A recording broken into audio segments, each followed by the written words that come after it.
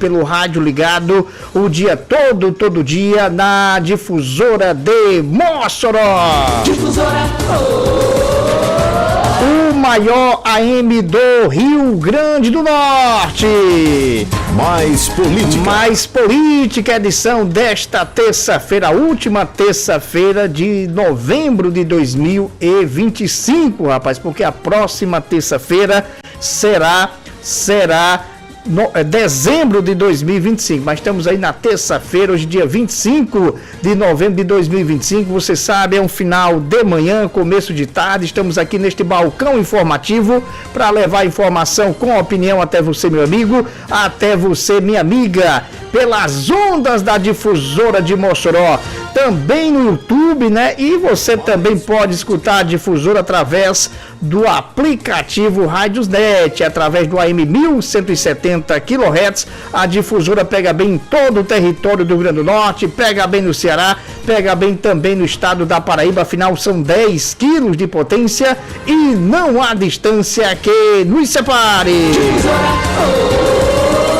A Difusora também está presente em todas as redes sociais. Estamos bombando lá no Instagram, estamos também bombando no TikTok, no Kawaii, no Facebook, no X. E se você quer se informar, quer se atualizar, quer ficar bem informado, acessa www.difusorademossoró.com.br, rapaz, e se informa de todas as notícias de Mossoró e região, do Rio Grande do Norte, do Brasil e do mundo.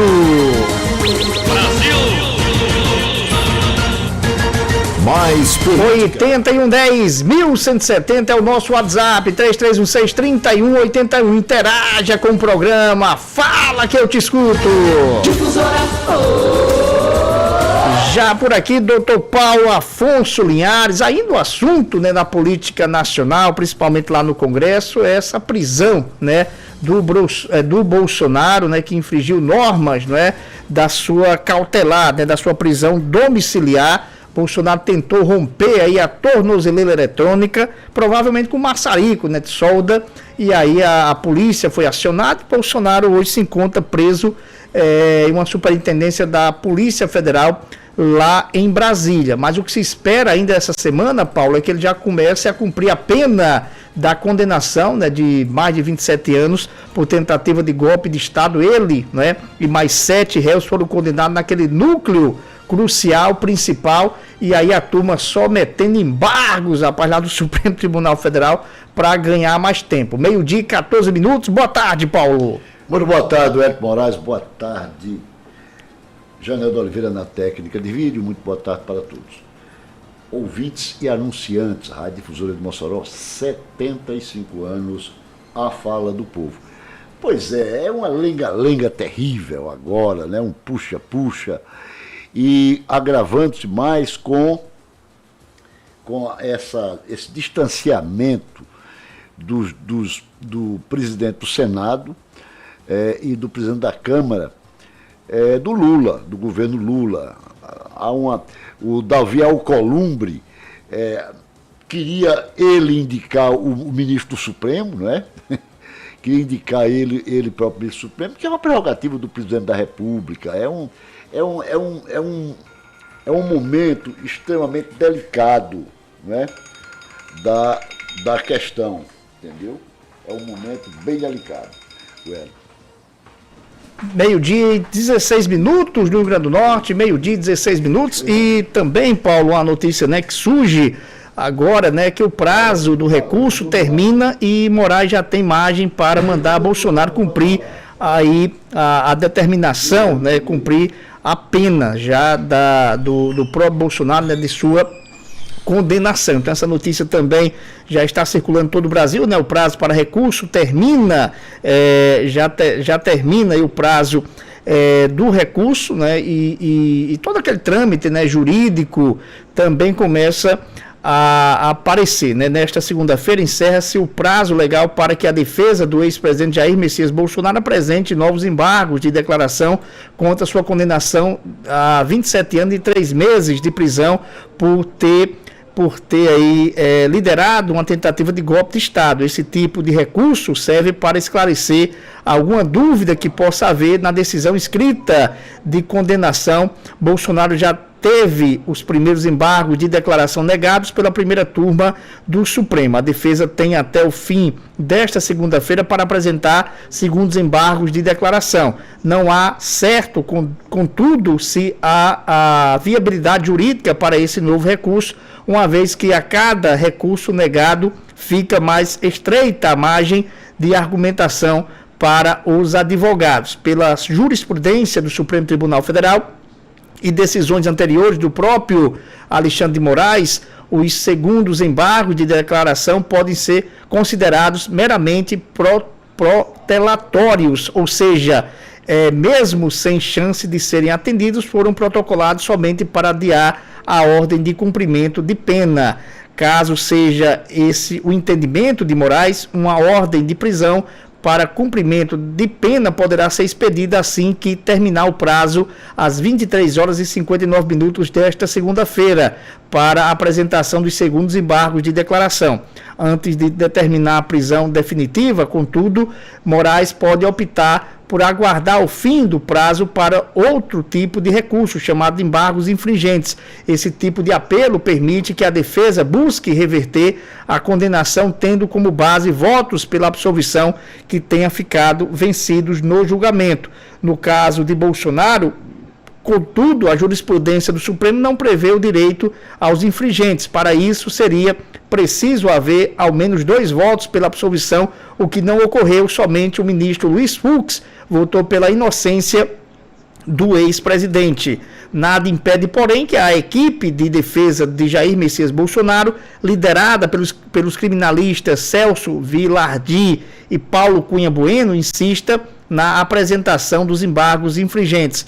Em precedente de março deste ano, o ex-presidente Fernando Collor apresentou embargos infringentes contra sua condenação por corrupção, no qual questionou a dosimetria da pena. Moraes, contudo, negou andamento ao recurso, afirmando não haver votos pela absolvição. Na mesma decisão, o ministro determinou o início do cumprimento de pena. Bolsonaro foi preso na manhã do último sábado, dia 22, após ter tentado violar sua tornozeleira eletrônica com ferro de solda em audiência de custódia. O ex-presidente confessou o ato e alegou paranoia causada por medicamentos. Na decisão em que determinou a prisão preventiva, Alexandre de Moraes apontou também para uma vigília que fora convocada pelo senador Flávio Bolsonaro, filho do ex-presidente, a ser realizada por apoiadores em frente ao condomínio em que Bolsonaro se encontrava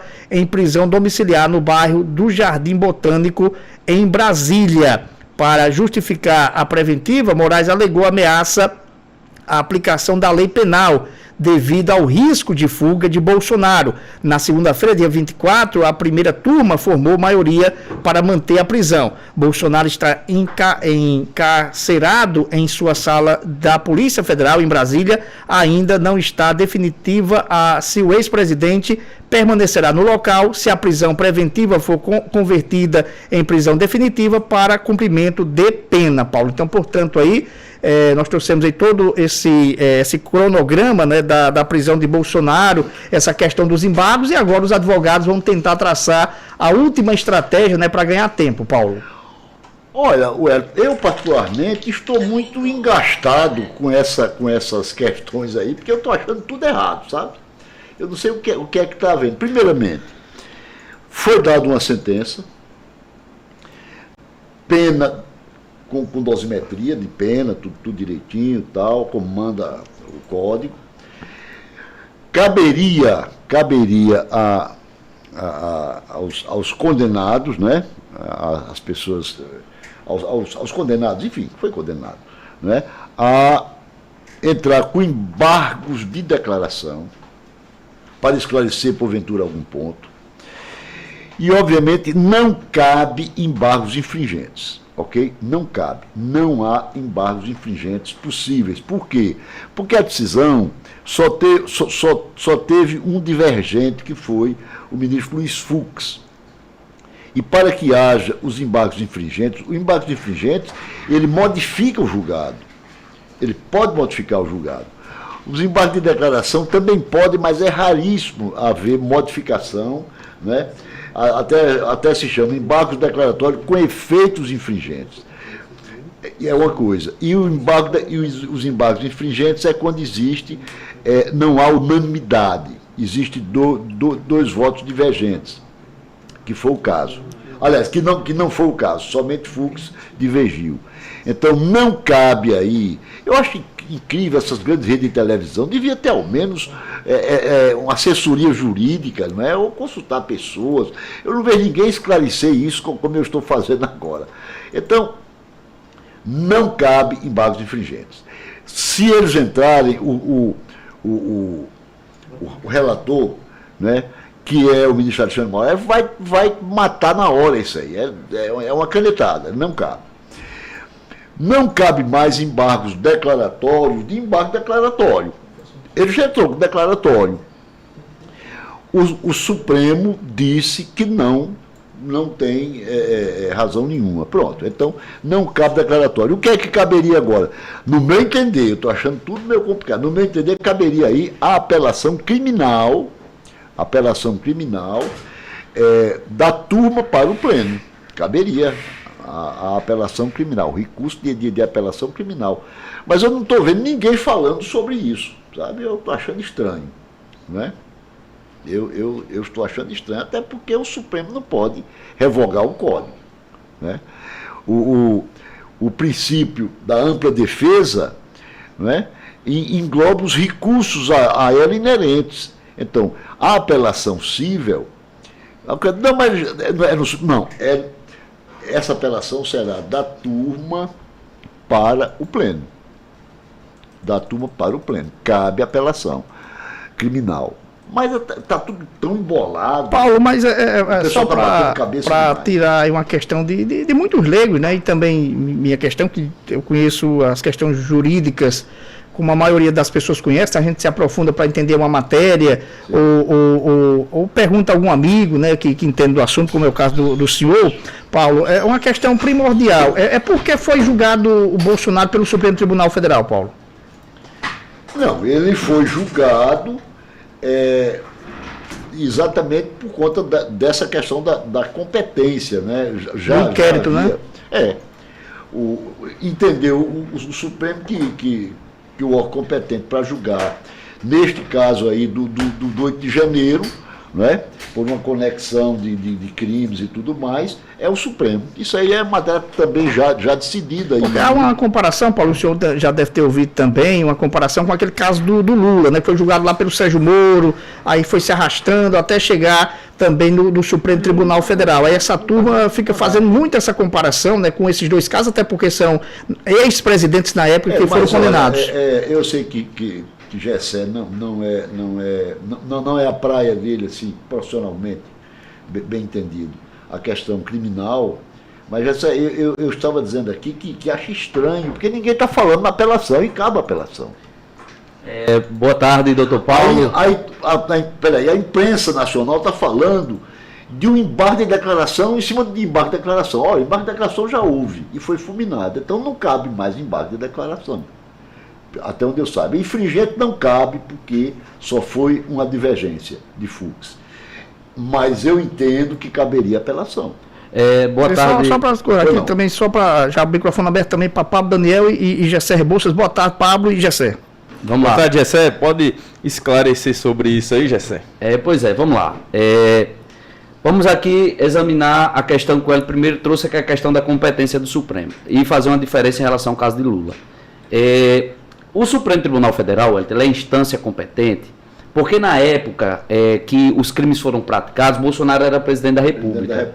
Então, não é em função da conexão com os crimes em si, é em função do foro por prerrogativo de função que ele ficou no Supremo. Aí o pessoal de Bolsonaro diz, olha, mas o Supremo tem uma jurisprudência... E os outros ministros, né? O Supremo tem uma jurisprudência que foi mudada por conta do caso de Bolsonaro, etc. Bom, os casuísmos do Supremo Tribunal Federal são por todos nós conhecidos aqui.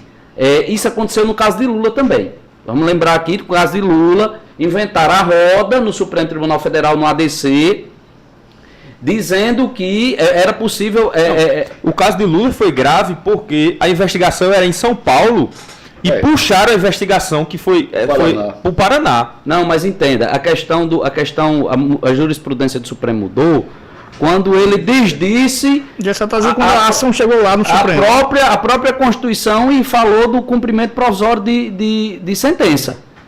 Aquilo ali foi uma coisa inédita, que era prisão em segunda instância. Então, o casuísmo do Supremo Tribunal Federal é uma coisa recorrente. Agora, o perigoso aí é o seguinte, é que quando o casuísmo do Supremo é para atingir adversário, e isso foi aplaudido por todo mundo, é bom. Agora, quando atinge os aliados, aí todo mundo acha ruim. E aí é onde está, doutor Paulo, a defesa institucional do Supremo Tribunal Federal. E houve sim, na minha percepção, os crimes cometidos no curso do mandato devem ser processados pelo foro da época. E não fazer mudança posterior. Isso é um absurdo. Eu sempre achei isso um absurdo. Barroso, com aquele jeitão dele, sempre foi contra, sempre foi a favor desse negócio de mudar o foro quando o cara perde o cargo. Eu sempre fui radicalmente contra. Não faz sentido. Se o crime foi cometido porque você tinha um cargo, ele tinha prerrogativa de função, então fica no Supremo. Até porque, né, Gessé, só para fazer um adendo, até porque o crime só foi cometido porque você tinha um cargo. Porque tinha um cargo. Aí faz sentido um alto mandatário como um presidente da República ser julgado por um juiz de primeira instância, homem? Pelo amor de Deus. Até o tamanho, né? O judiciário tem que entender que, não, porque eu sei que não faz a diferenciação, tem diferenciação sim. O juiz de primeira instância não tem condição de analisar um caso desse, não. Sabe por quê? Porque às vezes você pega um menino desse de 25 anos, que passa num concurso, que só fez burramento, fazer um copia e cola na cabeça de um código, que não sabe de nada, do ponto de vista fático, do ponto de vista fenomênico, pega, faz um copia e cola, que nem subsunção sabe fazer direito. Num caso fático para uma norma, porque não tem vivência, não tem experiência. E muitas vezes é aquele copia e cola que é o tipo do ensino jurídico no Brasil hoje, que faz com que você passe em concurso, sem ilustração mental nenhuma, e botar um cara desse para julgar uma trama complexa como essa. Você vê aquele relatório do ministro Alexandre de Moraes, ali não é um relatório não, ali tem um livro. São milhares de páginas. Entendeu? É um livro. Não tem condição de um juiz de primeira instância. Olha, aquele voto... aquele voto de Luiz Fux, o voto de Luiz Fux, foram mais de 500 páginas. Tudo ali E essas investigações, você não imagine o material que é coletado pela Polícia Federal, por esses órgãos aí, é jogado dentro do processo. São vários terabytes, inclusive os próprios advogados falaram que não houve tempo hábil para analisar. Então, Wellington, a primeira questão foi essa. O que é que cabe a Bolsonaro fazer? O que o doutor Paulo está dizendo aí? Um recurso para julgamento de plenário.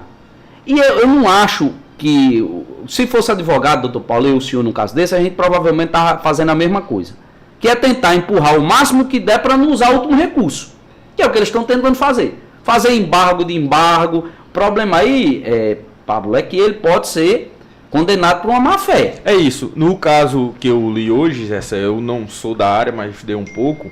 Se os advogados tivessem feito uma segunda leva dos embargos, chamados embargos de declaração, o juiz, no caso o Alexandre de Moraes, poderia julgar que estava sendo feito isso para protelar, e isso ele já iniciaria o cumprimento de pena.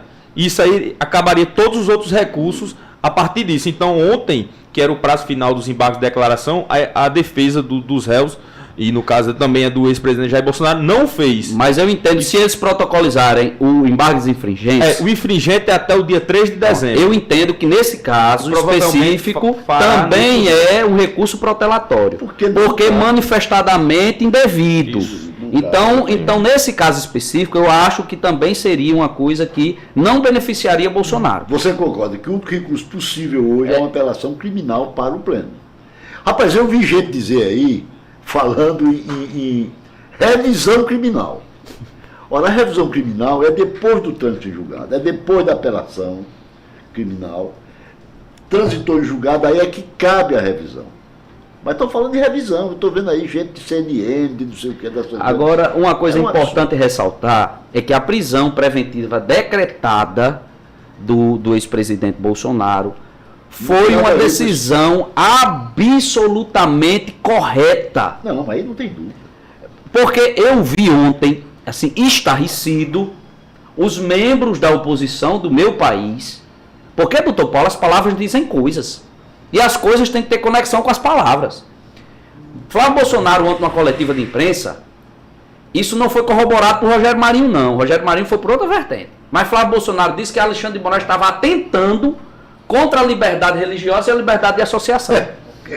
Mas e o direito de reunião. Mas essa digamos assim, a narrativa que eles criaram, né, para a prisão do Bolsonaro, dizendo que a prisão do Bolsonaro foi por causa da questão religiosa. Né? Tanto que aquele Sorte Cavalcante também está utilizando, né, desse dispositivo, porque o próprio Flávio Bolsonaro teria convocado, né, uma manifestação para fazer uma vigília, né, em frente lá ao condomínio. E o Flávio Bolsonaro está jogando isso na imprensa, dizendo o seguinte: olha, a prisão foi dada por causa dessa vigília, não por causa de Mas isso tem que ser dito, sabe, doutor Paulo? Isso tem que ser dito, porque senão você repete uma coisa tantas vezes que isso termina se tornando verdade. Porque no livro, né, de como ser um bolsonarista, você não pode ser frouxo, Paulo. Então, para esconder essa parte do Bolsonaro de ter arrancado a tornozeleira, de tentar fugir, eles criaram, né, essa narrativa de dizer o seguinte: não foi por causa da tornozeleira que ele foi preso. Ele foi preso por causa de uma manifestação religiosa, porque está na Constituição a liberdade religiosa. Então, até nisso, Alexandre de Moraes está perseguindo o Bolsonaro. Então, tem que separar essas duas coisas. E tem incongruência aí grave, porque Flávio Bolsonaro veio dizer isso. Aí, quando ele se manifestou nesse sentido, divulgaram o vídeo dizendo Bolsonaro, e aí, Bolsonaro, o que foi isso, seu Bolsonaro? A mulher, né? A senhora que estava averiguando, o que foi isso, seu Bolsonaro? Disse, não, porque você está usando um ferro quente? Ele disse, não, ferro de solda. Eu tenho um curso de soldador. Curso específico lá do Exército. Agora, se você viu a peça que ele estava fazendo... Aí, é o torneiro mecânico. Aí ele disse, e o senhor foi fazer isso por quê, seu Bolsonaro? Essa curiosidade. É um homem curioso, é um homem da ciência. Aí, Pablo, aí quando foi na audiência de custódia, ele disse que, na verdade, estava fazendo isso, que ele estava em surto psicótico. Ora, vamos combinar aqui. Há, no mínimo, uma divergência gritante entre uma pessoa que, num momento, sem o auxílio afagador dos advogados, diz que estava examinando a tornozeleira por curiosidade científica. E no outro momento diz que foi surto psicótico causado por um medicamento. Ora, vamos combinar que... E aquele medicamento, a pregabalina, né?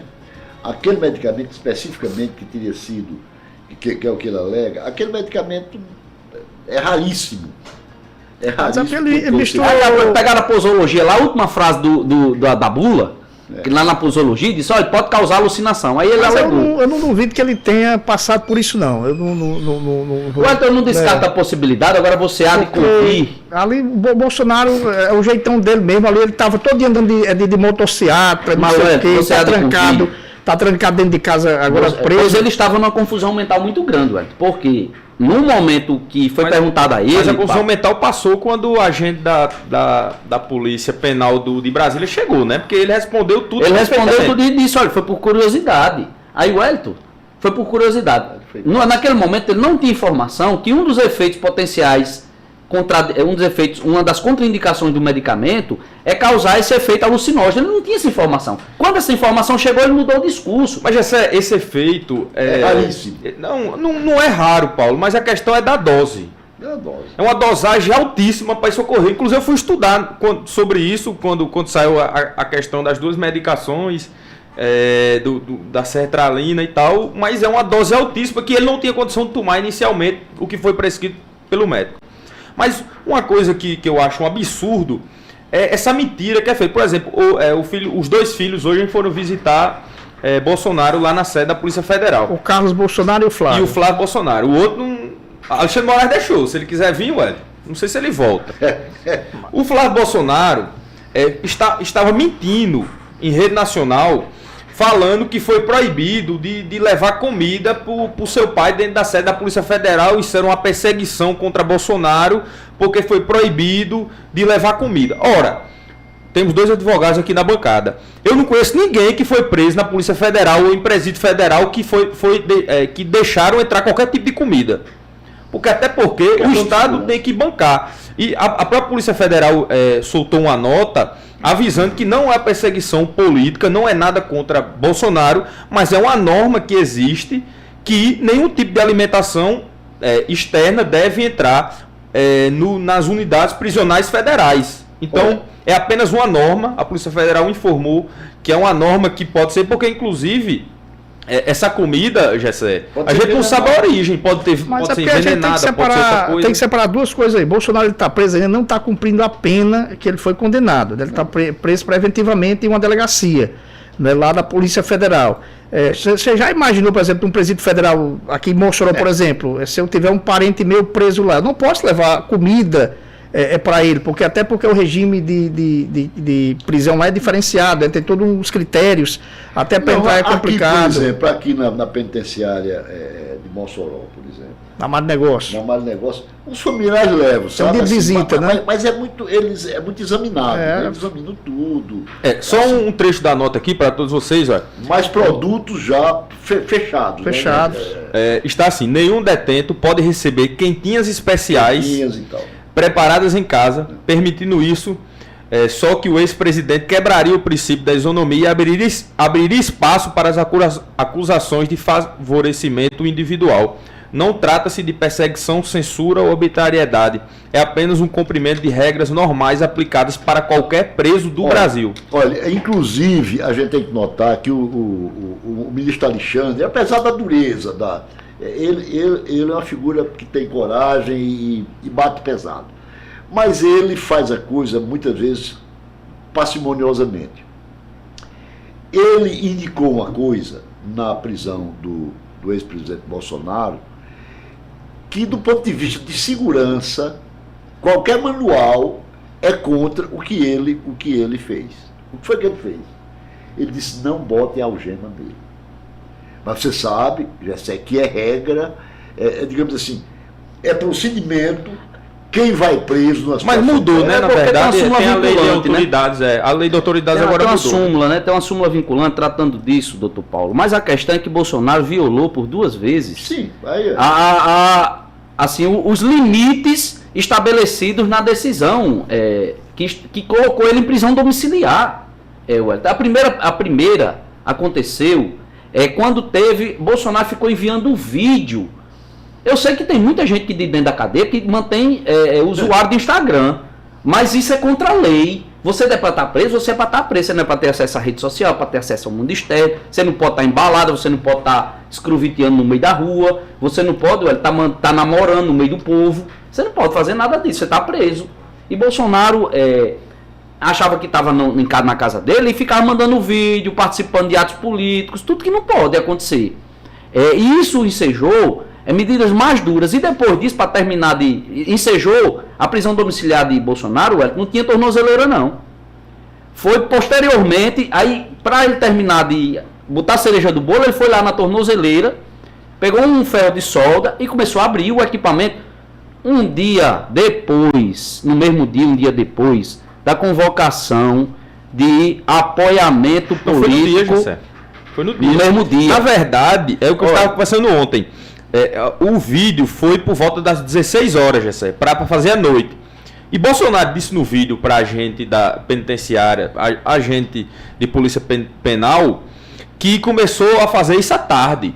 Então, provavelmente, o Flávio Bolsonaro já tinha essa informação e tentou mandar todo mundo para frente da casa para criar o terror, a balbúrdia mesmo. Porque aí é onde tá a malandragem de uma pessoa do Rio de Janeiro. Vamos ter clareza aqui?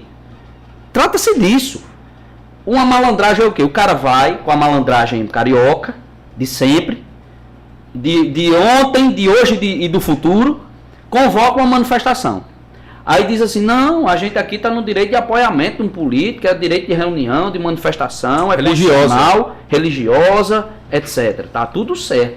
Aí que você colocar 1.000 e poucas pessoas de frente de um condomínio, que não é difícil, que Bolsonaro arrasta, a verdade é essa, Bolsonaro arrasta grandes públicos por onde passa, você coloca 1.000 e poucas pessoas lá, Como é que uma guarnição ou um carro de polícia com 4 soldados, 4 agentes, dá de conta dessa ruma de gente? A própria segurança do condomínio, geralmente é 2 ou 3 pessoas, né, que fazem, né, fica na guarita, né, e se arrombasse ali um portão. Entendeu? Bom, ao menos por aqui é uma pessoa só fica por vez, né?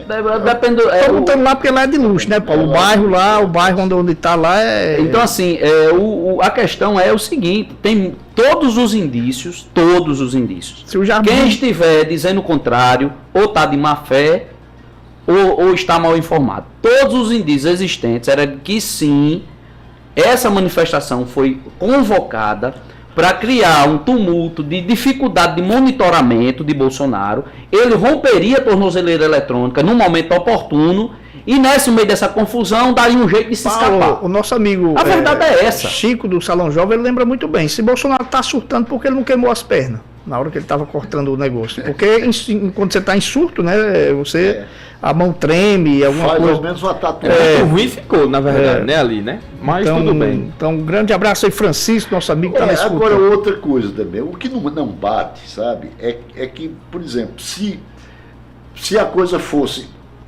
feito um tumulto na frente, a tal manifestação religiosa, ele pegava um alicate desse de coisa e cortava mesmo, torava e ia embora na hora. Eu acho que é questão de minutos, né? Teria sido. Mas ele não, ele ficou, né? Começou de tarde. Tudo um negócio mal Só aliado. para trazer aqui os desdobramentos políticos, né, sobre essa questão, o Flávio Bolsonaro conversou, né, com o Bolsonaro. E Bolsonaro, né, ele pediu, né, Bolsonaro faz pedido direto à Mota e ao Alcolumbre para pautar anistia. Declaração foi feita após o senador visitar o pai, que está preso preventivamente na Superintendência da Polícia Federal em Brasília desde sábado. Então há uma pressão também política agora de um assunto que estava morno lá em Brasília, esquentou muito essa questão da anistia. E o pessoal, é difícil quando você... trata com pessoas que acham que todo mundo é besta, né? Eu tava vendo um deputado do PL dizendo, não, a gente aceita agora a anistia light.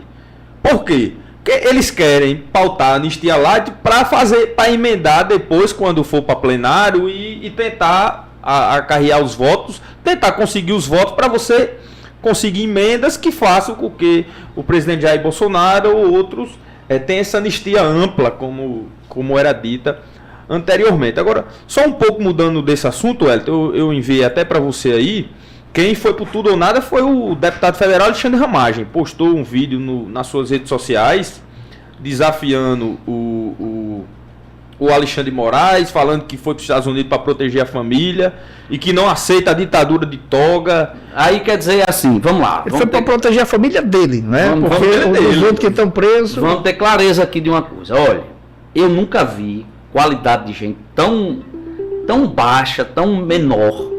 Porque vamos ter aqui uma clareza aqui. Eu sei que você ser preso injustamente é muito ruim. Vamos ter clareza aqui. Ser preso injustamente é muito ruim. Agora, não é um cidadão comum. Não se trata de um cidadão comum. Tem uma luta política, doutor Paulo, por trás. E aí é por isso que eu chamo aqui, não é fazendo uma defesa ou algo do tipo em relação a Lula e a Disseu e ao povo, não é não.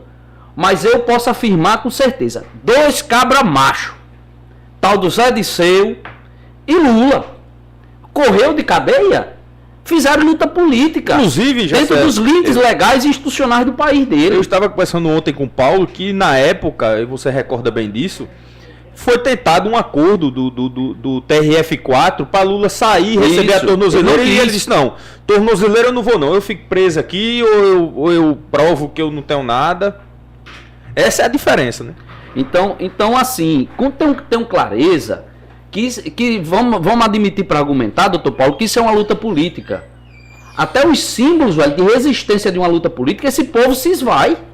Porque na medida em que eles vão embora do Brasil, fogem, e dizem assim, é porque eu não vou me submeter a uma ditadura de toga. Aí um traficante daquele vai dizer, que foge, ele vai dizer o quê? Vai deslegitimar a justiça também? Não faz sentido esse tipo de coisa. é fruto, sim, de gente que deve e está correndo para não cumprir a própria pena. É fruto disso. Então, aguardar aí. Ramagem está nos Estados Unidos. Ramagem é foragido da justiça. Ele fica dizendo que não fugiu, que vai continuar deputado federal, porque o Hugo Mota agora está com esse problema. Ele inventou, doutor Paulo, um novo tipo de representação popular. É uma espécie de diplomacia. Você volta daqui a pouco com mais informações sobre essa questão, porque o Joãozinho GPS está da ponta da linha ao vivo, né, trazendo, segundo ele, notícia de momento. Bom dia, boa tarde, João. Boa tarde para você, Wellington Moraes. Boa tarde para GSR Bolsas, doutor Paulo Afonso Linhares, nosso cumprimento, jornalista há mais de 4 décadas aqui na imprensa do Rio Grande do Norte. Cumprimentar também nosso querido Pablo Daniel Linhares, ouvintes internautas. É que agora há pouco, Wellington, nós recebemos uma informação, comunicado de mais uma antecipação de salário da Prefeitura Municipal de Mossoró. Agora há pouco o botão foi apertado e injetados aí mais de 27 milhões da economia de Mossoró. Então aquele calendário para o dia 28 foi antecipado para hoje, terça-feira, dia 25 de novembro de 2025. Inclusive com atualização também para aqueles servidores que tiveram mudança de níveis e progressões publicadas no Diário Oficial do Município do dia de ontem, segunda-feira, 24 de novembro de 2025. A nossa informação é em nome de Cassinho, seu laboratório de confiança, Social Motos Yamaha. Aqui está em clima de Black Friday. Vem buscar sua moto na Presidente Dutra, Ilha de Santa Luzia. Mista Construções, Nova Mossoró, o local mais agradável da cidade. Vem comprar sua casa, parcelas de R$ 418 por mês. Chama no zap 849-2145-1880. Difusora, a Rádio Informação. Tá aí o Joãozinho GPS trazendo informação que a Prefeitura Municipal de Mossoró está antecipando, né, para o dia de hoje, dia 25 de novembro, uma terça-feira, o pagamento dos servidores públicos do município de Mossoró, né? O compromisso aí da gestão Alisson Bezerra de pagar dentro do mês trabalhado o servidor público do município. 12h e 49 minutos, vamos ao primeiro intervalo e na volta vamos falar mais sobre notícias do Rio Grande do Norte. A gente já tinha falado aqui, né, Gessé, que o caso Brisa, né, lá de Natal iria ser extinto e hoje foi arquivado. Eu queria tratar aqui de um assunto que eu acho que é muito relevante, porque também faz uma alteração no jogo proporcional do estado do Rio Grande do Norte. O senador Jean Paul Prats anunciou a sua saída do PT. Falou ontem aqui, mas não, digamos assim, não aprofundamos, né, o assunto, porque foi logo no finalzinho, né, do programa. Então, eu acho um assunto muito importante de tratarmos aqui, doutor Paulo, porque Jean Paul Prats, ele deixa a sigla que ele fez parte do ponto de vista histórico, foi senador do PT, é amigo pessoal da governadora, ela própria disse isso aqui nos microfones da Rádio Difusora. Então vamos tratar aqui, Wellington, dos desdobramentos da saída de Jean Paul Prats do PT. Olha, tá bom, vamos ao intervalo, depois a gente conversa sobre. Rádio Difusora de Mossoró, 1170 kHz. Acompanhe nossa programação pelo aplicativo Rádiosnet. Tá pensando em construir ou reformar? O lugar certo é Queiroz e Filhos. Aqui você encontra pisos, louças, tintas, material elétrico e hidráulico, telhas, ferragens, betoneiras e muito mais. Facilitamos suas compras e dividimos em até 10 vezes sem juros nos cartões. Nos faça uma visita e dê à sua obra a qualidade que ela merece. Rua Coronel Gugel, 423 no centro. Estacionamento na Cunha da Mota. Televendas 84-3316-2002. Queiroz e Filhos. Confiança a quem constrói. Hora do precinho, Nonato Atacarejo. Preço baixo é com o Nonato. Flocão São Brás, 500 gramas, 1,28. Colchão mole bovino resfriado, quilo, 38,98. Lanche de frango Aurora, o quilo, 14,98. Cerveja Itaipava, Pilsen Lata, 350 ml, 2,28. Açúcar Cristal Caeté, 1 quilo, 3,28. Arroz Safra, Vaporizado, tipo 1 quilo, 3,08. Nonato Atacarejo, sempre junto de você. Mais Política volta já. Olha a mudança de vida chegando. Mossoró, Seridó e Alto Oeste. Tem 120 mil reais no sorteio do Natal Cap e muito mais. Confere só. No primeiro, no segundo e no terceiro sorteio, 5 mil reais em cada. 120 mil reais no quarto sorteio. 30 giros da sorte de R$1.000 cada. E mais um giro extra de 5 mil reais. Garanta já o seu título por apenas R$10. O próximo sorteio é domingo, dia 30, às 9 horas. Ao vivo nas TVs Ponta Negra, Tropical, Band, TCM e toda a rede Natal Cap. Quer ganhar? Compre já. Confira o regulamento e condições gerais no site natalcap.com.br. Ao adquirir Natal Cap, você ajuda o Hospital Infantil Varela Santiago, cedendo direito de resgate. Título emitido pela Cover Capitalização. Atenção caminhoneiro, temos uma ótima notícia para você. Já está funcionando em Mossoró a 304 Truck Center, uma loja completa dedicada exclusivamente à linha pesada e que você irá encontrar tudo o que precisa em um só lugar. 304 Truck Center oferece, entre outros serviços, alinhamento, balanceamento, serviços de molas, serviço de solda, além de um completo departamento de peças, tudo pelo menor preço, várias formas de pagamento e um excelente atendimento. Vem agora mesmo para 304 Truck Center. Estamos localizados no Posto América, saída para Natal, na BR-304, quilômetro 47, Alto Sumaré. Fone 84 996 18 96 36, Mossoró. A nossa clínica é referência quando o assunto é cuidado com a sua saúde. Com atendimento de excelência, oferecemos consultas, exames laboratoriais e exames de imagem de alta tecnologia para garantir a precisão dos resultados e o melhor tratamento. Temos os melhores profissionais sempre prontos para acolher e cuidar de você com respeito e dedicação. Venha para a nossa clínica. Aqui sua saúde é nossa prioridade. Telefone 3315-8800. Sol, mi, na difusora que a gente levanta a maré. Mi, sol, mi, na difusora que a gente levanta a maré.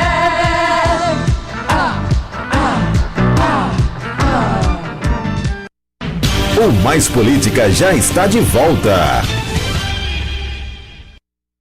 54 minutos, meio-dia e 54 minutos, e um caso, né, que repercutiu muito, Gessé, doutor Paulo, aqui no estado do Rio Grande do Norte, né, era um caso que deveria ser tratado, né, rapidamente lá na Câmara de Natal, e eu até disse aqui também na entrevista com o presidente, né, que Brisa deveria ser punida, e tá lá 20 dias, como foi André Janones, e um deputado lá em Brasília, né, passaram lá, digamos assim, um acordo, né, puniram, né, tá lá a punição, teve uns que passaram um mês sem receber salário e tudo, alguma coisa desse tipo, mas puniu, teve uma punição.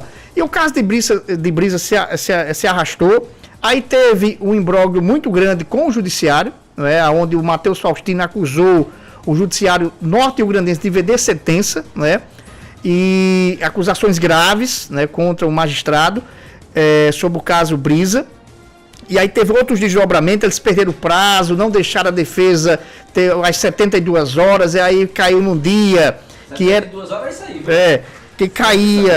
Que caía, né, Jessé, que caía num dia que era feriado nacional, no outro dia era feriado nacional, não tinha sessão na Câmara e não sei o que mais, e a Câmara de Natal arquiva processo de cassação de Brisa, Braque, né, após fim do prazo legal. O procurador da Câmara entendeu que o caso deveria ser encerrado porque o prazo máximo de 90 dias se encerrou sem que o relatório final fosse votado pelo plenário. Eu até, na conversa que tivemos aqui com o presidente, já não no ar, mas conversando com o Érico Jacob, né, eu até disse para ele, rapaz, olha, eu acho que Brisa deve estar chateada porque acabaram esse processo para ela, porque era uma candidatura, quanto mais bater nela aí... E doutor Paulo, trataram Brisa como fosse um furacão, deram um furacão para uma Brisa, né? Uma coisa pequena, entendeu? Não tem nada a ver. O mandato dela é um mandato digno, né, que foi votado, ela está lá, mas só que deram uma proporção e chegou isso à questão nacional, né? Chegou um debate aí nacional sobre o seu mandato. A Câmara poderia ter resolvido isso internamente, rapidamente, dar uma punição dela, se gastou o dinheiro, devolvesse o dinheiro, e não sei o que mais lá, e aí trouxe todo esse transtorno, um desgaste com o Poder Judiciário do Rio Grande do Norte, e agora foi arquivado, esse é o processo.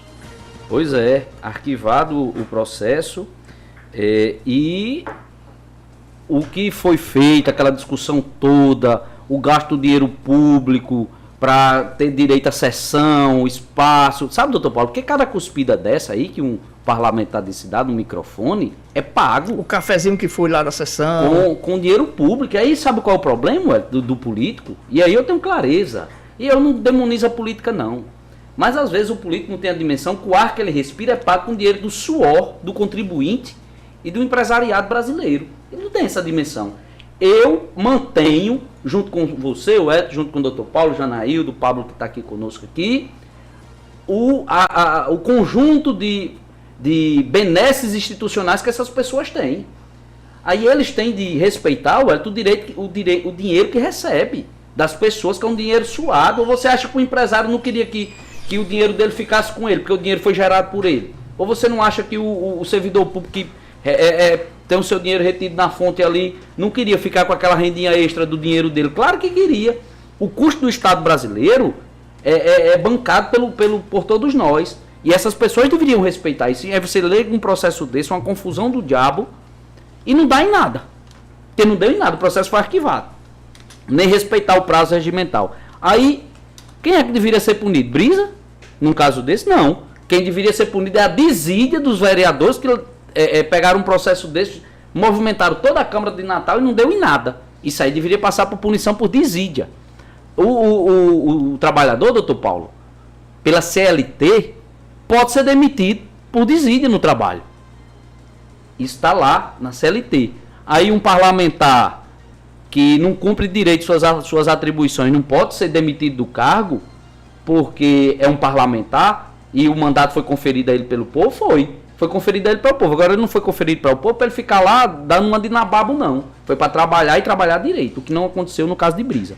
12h e 59 minutos, e quem se recupera, né, de um acidente vascular cerebral é o ex-deputado, ex-presidente da Câmara Federal, Henrique Eduardo Alves, né? Ele, no último sábado, deu um susto aí na sua família e amigos, né? Mas já postou aí nas redes sociais que se recupera, né? E inclusive enviou uma nota aí através de suas redes sociais, né, à imprensa e amigos e familiares. Queridas amigos e amigos, passando para tranquilizar sobre meu estado de saúde. Obrigado por tantas mensagens e ligações. No último sábado tive um pequeno acidente vascular cerebral e logo me recuperei. Estou muito bem assistido no Hospital Rio Grande do Norte e espero sair amanhã depois de todos os exames necessários para o protocolo médico. Minha Nossa Senhora e Nosso Senhor Jesus Cristo sempre no comando, né? Inclusive quem está nos acompanhando aí pelo nosso YouTube, né? Tá vendo Henrique Eduardo Alves, sua esposa Laurita, sua filha também aí acompanhando, né? O deputado, ex-deputado lá no hospital, né? Teve esse susto, mas já está recuperado aí o ex-deputado Henrique Eduardo Alves. Em nome da Rádio Difusora, a gente também torcemos aí pela pronta recuperação do ex-deputado. Paulo. Pois é, nós nos solidarizamos aí com o Henrique e seus familiares, né? Esperando que em breve ele esteja novamente no batente, né?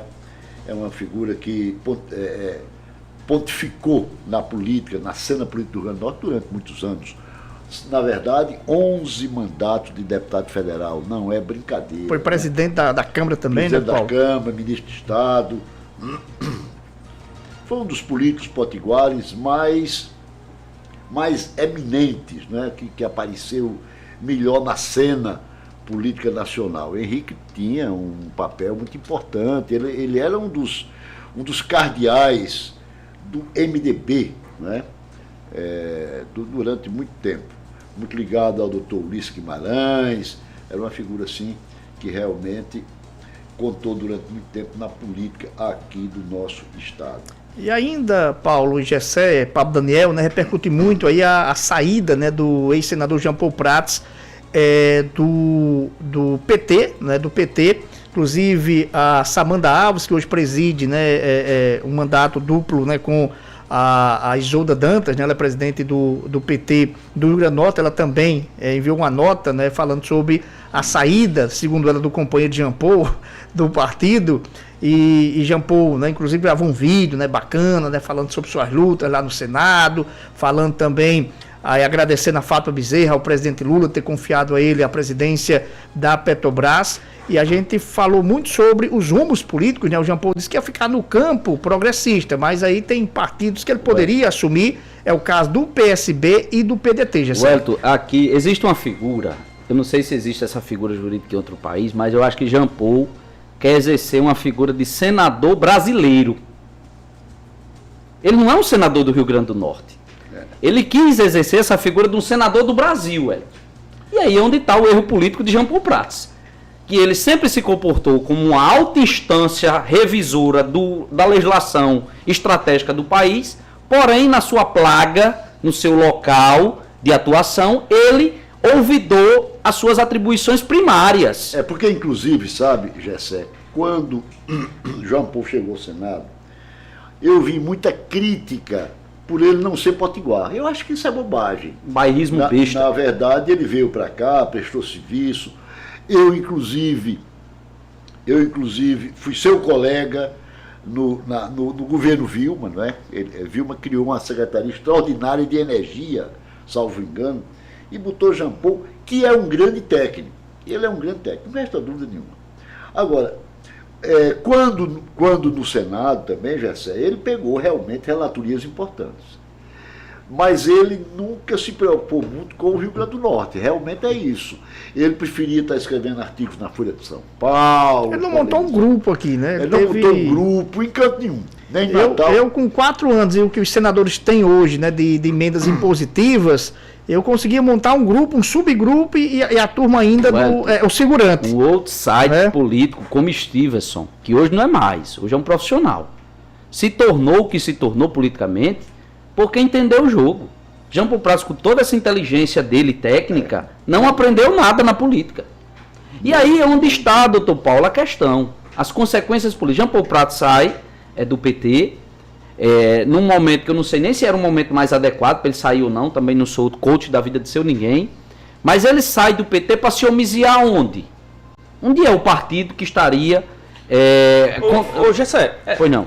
Eu corroborar o que você está falando, eu estava buscando essa informação que ontem a gente não tinha. Eu vi a mensagem para Jean Paul, não respondeu. Segundo, aqui, eu até conversei com um colega aqui da capital, 3 partidos, na verdade, 2 partidos estão no radar de Jean Paul, segundo essa minha fonte, que é o PDT e o segundo partido, o PV.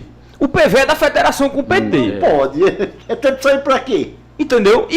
E hoje o PDT no estado do Rio Grande do Norte é um puxadinho do PT. Mas não tem nem nominado. Mas a questão não é nem essa, né, Paulo? Aí tem uma questão também mais ideológica, né? O Jean Paul Prats, quando estava na Petrobras, né? Ele queria, digamos assim, ele tinha uma visão mais diferente, né, do PV. Assim, acho que as pessoas saber o que é o PV. O PV é o Partido Verde. Né? Tem as bandeiras. Da natureza. Tem as bandeiras da natureza. E Jean Paul Prats é o homem do petróleo. Então, assim, eu acho que. Eu sei se você sabe, Pablo? Lá em Brasília teve essa briga, né, dele contra essa turma da clorofila. Eu não sei se você lembra. Dessa briga aí, pro PV seria mais, a não ser que ele mude, né? Mas assim, o que se ventila também é a possibilidade dele se homiziar no MDB, no partido de Walter. O que também eu acho que seria temerário para Walter. Por quê? Só que o MDB, veja bem, o MDB não está no campo progressista, não. É onde está. Não que eu desconfie que Jean Paul Prats, doutor Paulo... Não, uma banda dele sim, Paulo, porque existem vários MDBs, né? Mas assim, eu não duvido, né? Mas o Requião, o Renan Filho. Mas aí, meu amigo, aí é Renan Filho. Renan Calheiro Filho. O B. Ué, tu não tem de progressista. Não, mas essa discussão é a mesma coisa que a gente teve ontem em relação ao PSB. Se mas a gente for pegar em cada local, aí vai mudar essa perspectiva. Mas assim, deixa eu só concluir aqui o raciocínio, Paulo, porque se ele for pro MDB, e aí onde eu quero dizer, eu não sei efetivamente qual seria a grande função estratégica de Jean Paul Prats dentro do MDB. Porque Jean Paul Prats seria, Wellington, um cambado de 10, 15 mil votos? Seria isso, basicamente? Para isso ele teria de montar pelo menos um arco de estruturas, porque o nome dele, em si, não vincula voto. É diferente do nome de Mineiro, é diferente do nome de Natália, de um Girão, de um Sargento Gonçalves, vá lá. Ele em si não vincula voto. E ele teria, Pablo, de montar um arco de alianças políticas, o que eu não vejo. Jean Paul Prats não teve, vamos ter clareza, que habilidade de fazer isso com o mandato de senador. Mandato de senador. Aí ele, como pré-candidato a deputado federal, teria condição de montar essa Ele estrutura? que disse aqui que o seu escritório aqui no Rio Grande do Norte ia montar aqui em Mossoró. Ia ficar mais aqui na região oeste. Não montou nem um trailer daquele. Devia ter comprado esses trailers que atravanca aqui as ruas de Mossoró, né? Um carrinho de açaí daquele para ser a sede do grupo dele. Ele não fez isso. Pois é, então eu duvido muito. Só lembrando que a última vez que Jean Paul disputou uma eleição, ele ficou bem aquém na prefeitura lá de Natal, salvo engano, 50 e poucos mil votos, né? Foi uma coisa bem ínfima, né? Em termos de... E ele senador. E ele senador, né? Com toda a estrutura do PT. A Fátima Bezerra era governadora, não tinha o desgaste, por exemplo, que Natália foi, né, Gessé, em 2024, que Natália herdou também o desgaste, né? Da governadora Fátima Bezerra naquela eleição. Todo mundo deu um desconto no primeiro mandato de Fátima. Todo mundo. Álvaro Dias praticamente aí passeou naquela eleição, né? Passeou naquela eleição e o Jean Paul Prats tirou 49.494 votos. Foi a única vez que ele se colocou como em disputa, não é? Em disputa eleitoral, né, em 2020, né? Ele foi o candidato do PT, né? Ele foi o candidato do PT. Só para a gente ter uma ideia, o delegado Léo Cássio, né, que foi o candidato do bolsonarismo, na época o Bolsonaro estava no PSL, tirou 35 mil votos. E nessa eleição, né, do Álvaro Dias, ele não se rotulou tanto assim bolsonarista. Ele teve apoio dentro de muitos bolsonaristas, inclusive tirou em primeiro lugar. Doutor né, Paulo, o PDT estava com ele naquela Eu acho eleição. que isso é muito mais fruto de um desejo íntimo dele, de ter uma legitimidade conferida pelo voto popular. Porque a vida de Jean Paul Prats, é uma vida muito produtiva. Mas eu já vi um do ponto de vista empresarial. Eu já vi um burburinho que o Jean Paul Prats pode ir também para a União Brasil e também para o PSD. Né? Esses dois partidos também. O Brasil é bem progressista. Não, mas aí foi o discurso do Jean Paul, mas há essa possibilidade, né? Inclusive dele entrar nessas nominatas para a federal. No PSD não tem nominata, né? Mas no União Brasil sim, com o Partido Progressista. O PSD é complicado a nível nacional para Jean Paul, né? Ele não saiu muito bem de amizade não, mas tudo bem. Um assunto, hoje a jornalista Laurita Arruda trouxe uma informação em seu portal, Wellington, que é uma informação que mexe nos bastidores da política. Segundo a Laurita Arruda, Walter Alves está avaliando com seu grupo, Paulo, não assumir o governo do estado no próximo ano e ser candidato a deputado estadual. Informação da Laurita Arruda que o Walter Alves pode desistir de assumir o governo do RN e muda o Senado pode ser candidato eleitoral. Mas o governador seria Ezequiel. Aí é isso. Na própria matéria, a jornalista Laurita Arruda afirmou que o assunto toma conta nas últimas horas dos bastidores da política. Eu acho que o governador poderá ser o doutor Ibanez com Z. Eu tô com medo, doutor Paulo, do governo do estado na cabeça desse povo, sobra até pra mim. Porque, meu amigo, é tanta gente dizendo que vai renunciar. Tá parecendo a prefeitura de Natal. Teve um ano aí. O atual presidente do tribunal é o desembargador Ibanez Monteiro. Ele tem mandato até o final do ano de 2026. Então, se Walter não for, Fátima não vai ser, Walter não vai ser, que eu acho que a tática de Walter vai ser essa. Bota Garibaldo Filho, que foi muito bem votado para deputado federal. Quase 100 mil votos. 94 mil, né? É isso. E ele vai para deputado estadual, e aí quem vai assumir é o presidente do Tribunal de Justiça, dentro do figurino constitucional. Talvez só para gente. Né? Não, eu tô dizendo que o presidente não quiser... Aí porque até ouvi de uma pessoa lá de Natal que se acontecesse de Walter renunciar, Ezequiel assumindo, Ezequiel desapareceria. Não, é isso. No final da matéria aqui, inclusive a própria jornalista... Já tivemos isso, no momento, São Paulo, enquanto eu me lembro. No final de Micarla, né? No final melancólico. Paulo Freire sumiu, Paulo Freire desapareceu, que era o presidente da Câmara. Paulo Freire não quis, findou caindo no vereador lá, Ney Lopes Júnior, já falecido, de saudosa memória. Segundo o final da matéria aqui, a Laurita colocou que se isso acontecer, muitos cenários poderão surgir, já que o presidente da Assembleia, Ezequiel Ferreira, pré-candidato à reeleição, estaria impedido pela legislação eleitoral de assumir o governo. O presidente do Tribunal de Justiça seria o nome da sucessão e convocaria eleições indiretas entre os deputados estaduais para concluir o mandato. Só poderia assumir os deputados que não vão disputar a reeleição. No caso, um caso bom, José Dias e Vivaldo Costa. Então só duas pessoas poderiam assumir o governo. Será que o governo do estado está sendo desejado, hein? Mas no caso do Vivaldo Costa, não acho difícil não. E há um zum também lá por Natal, né, que o próprio Walter Alves poderia apoiar o Alisson Bezerra, né? Recentemente eles conversaram lá em Natal, né, tiveram agenda juntos, né, o prefeito de Mossoró e também o vice-governador, mas assim, a essa altura, o Walter Alves fazer essa traição com o Fábio Bezerra, eu não acredito, sabe? Rapaz, de Papa abaixo, o Papa tudo, viu? Porque seria uma grande traição e Walter Alves ele tem pretensões ainda nacionais caso mas assim, o Lula ganhe a eleição. Vamos entender uma coisa assim. Eu concordo com o que você está falando, mas em partes. Vamos citar um exemplo de um segundo turno que não tem um candidato do PT, por exemplo. Aí sim, ele poderia. Pablo, para Fátima ser viável, ela tem que ter um governador, né, que ela confie, porque ela vai sair do cargo, claro. Ela precisa, digamos assim, dessa estrutura, né, que a gente sabe que é pró, né, quem está no poder. Então, de uma hora para outra, né, porque o Laurita está dizendo aqui, né, e é uma pessoa, digamos assim, que conhece a família Alves, né? Então, não é qualquer jornalista que está trazendo essa informação.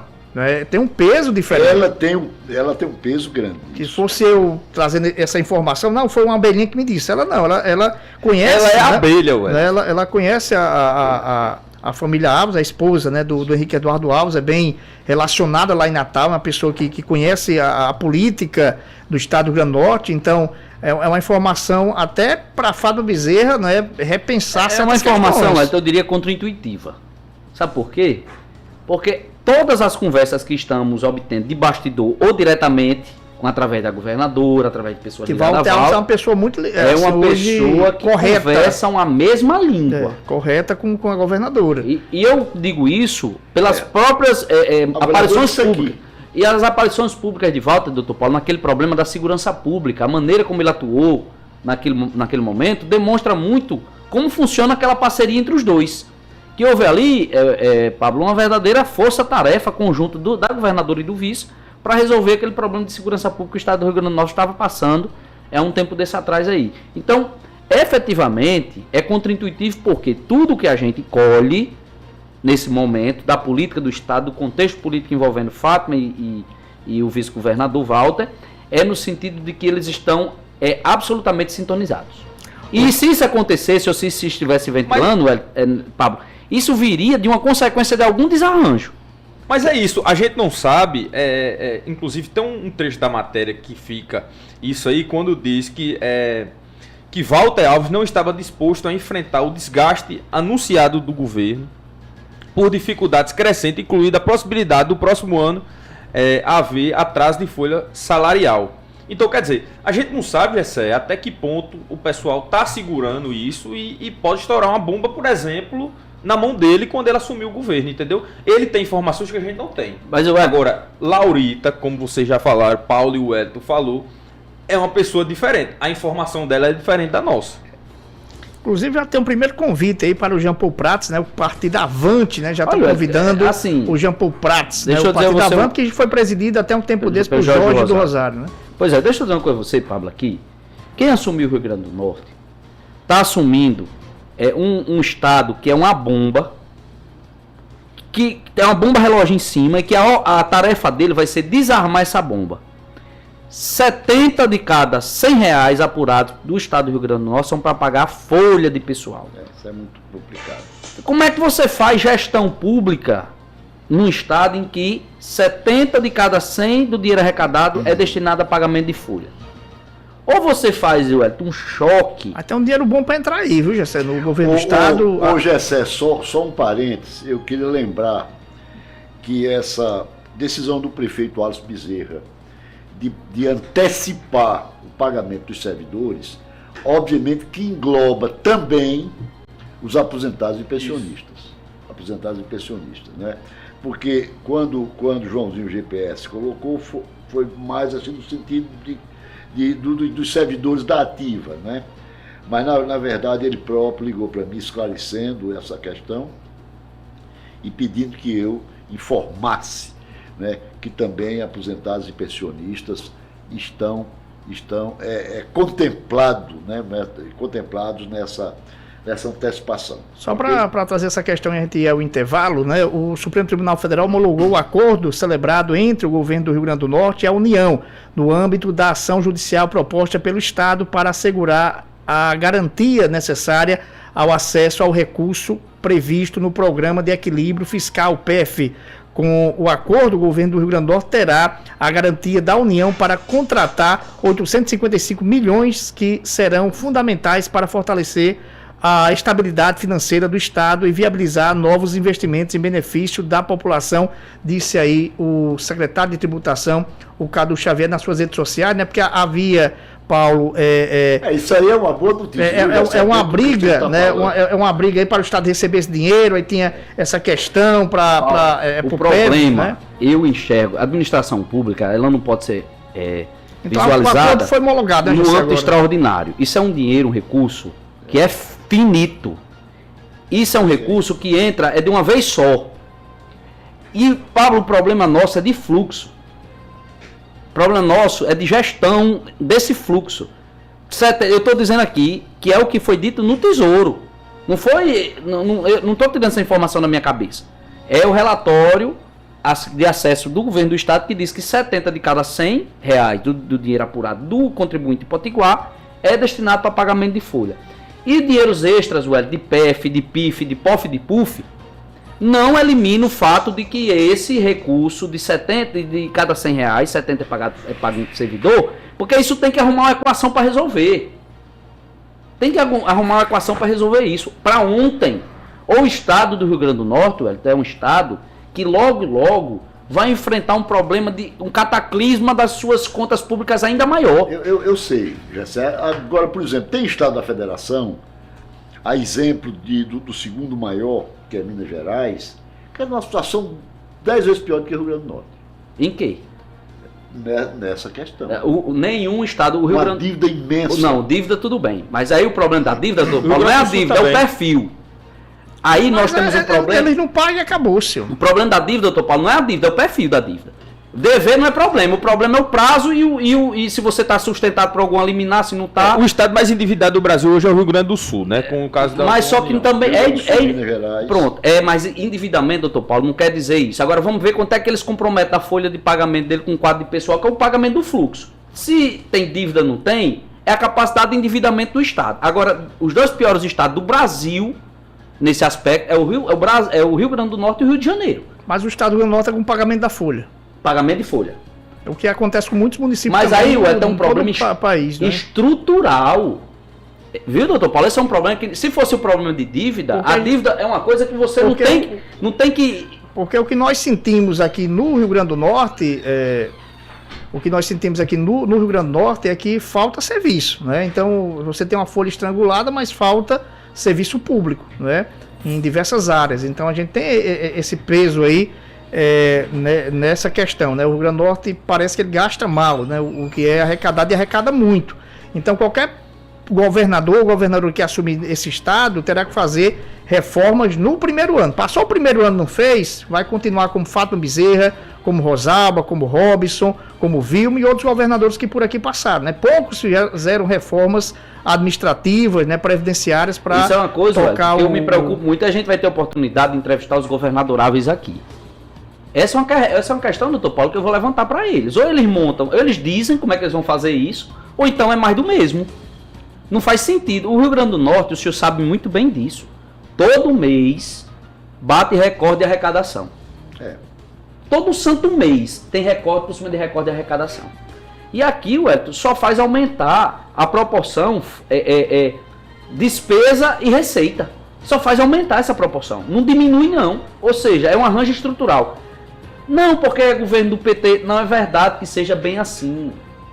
O ministro Fernando Haddad, no governo Lula, com todas as dificuldades, porque Lula gosta de gastar e todo presidente populista gosta de gastar. Bolsonaro foi assim, todo presidente de perfil populista gosta de gastar. Mas ele tem um ministro da Fazenda que tenta dar freios de arrumação. Nem sempre consegue, porque é desautorizado, muitas vezes pelo presidente da República, até porque o político é ele. Quem conferiu o mandato foi conferido ao presidente Lula, não foi ao ministro Fernando Haddad. Só que aqui no Rio Grande do Norte eu não vejo um esforço nesse sentido.